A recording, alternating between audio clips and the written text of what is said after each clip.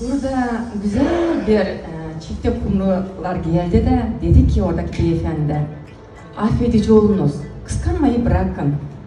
Allah'ın bize verdiği en güzel duygu sevgidir diye. Bu eşimin sözleri. Eşim benim hakkımda şöyle düşünürmüş.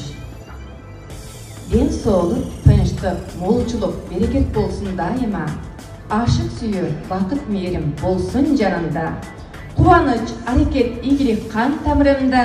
Dünyadaki bardak sululukun ökülümün Kırgız kızı Türk gelini darika.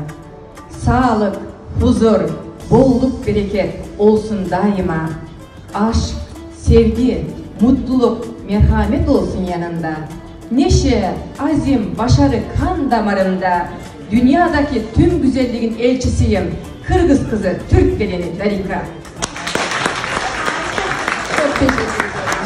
Evet, ben size duydum ki çocuklarla uğraşıyorsunuz. Kızımın Çilek Kelimlerin bir kitabını hediye ediyorum. Ve içinde bir fotoğrafımı. Çok teşekkür ederim. Böyle bir bayrak hediye ediyorum size. Dünyanın en değerli bir hediye aldım. Çok teşekkür ederim. Harika. Teşekkür ediyorum. Ben teşekkür ederim. Çok rahmet.